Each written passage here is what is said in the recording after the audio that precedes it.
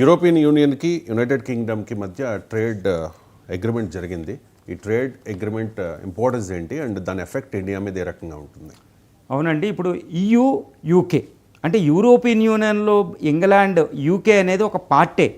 కానీ 2016లో ఇది ఏం చేసిందంటే బ్రెగ్జిట్ అని EU కూటమిలోంచి బయటకు వచ్చేసింది. 27 దేశాలు EU కూటమి నుంచి బ్రిటన్ బయటకు వెళ్ళిపోయింది. ఈ బ్రిటన్ అనేది జర్మనీ తర్వాత అతిపెద్ద ఆర్థిక వ్యవస్థ యూరోప్లో, తర్వాత 3వ అతిపెద్ద ఆర్థిక వ్యవస్థ ఫ్రాన్స్, 4వది పోలాండ్ అనమాట.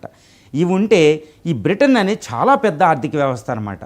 కానీ ఇలాంటి ఆర్థిక వ్యవస్థ బ్రెగ్జిట్ అని 2016లో యూరోపియన్ యూనియన్ బయటికి వెళ్ళిపోయిన తర్వాత నిన్న కుదిరిన అతిపెద్ద ఒప్పందం అని చెప్పుకోవచ్చు ట్రేడ్ డీల్. ఇది యూరోప్ కంటెంట్ని మొత్తం మళ్ళీ ఐక్యం చేసింది అని చెప్పుకోవచ్చు, యూరో అంగీకరించకపోయినా.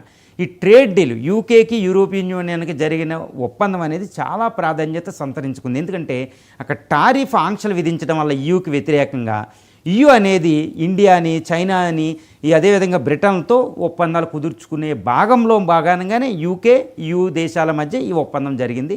ఈ ఒప్పందాన్ని అందరూ హర్షిస్తున్నారు. ఇప్పుడు బ్రిటన్లో ఉన్నది లేబర్ పార్టీ అనమాట.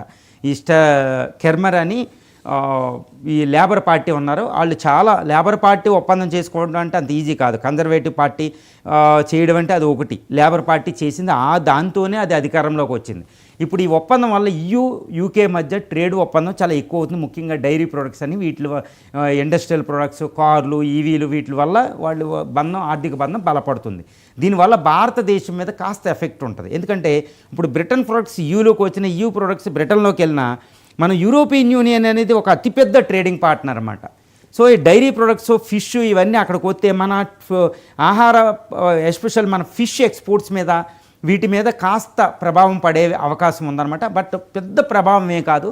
ఏమైనప్పటికీ యూరోప్లో శాంతి ట్రేడ్ ఉంటే అది భారతదేశానికి మేలే అని చెప్పవచ్చు. కానీ అమెరికా మీద ప్రభావం పడుతుంది. ఇది అమెరికాకు ఒక వార్నింగ్ ట్రంప్కి.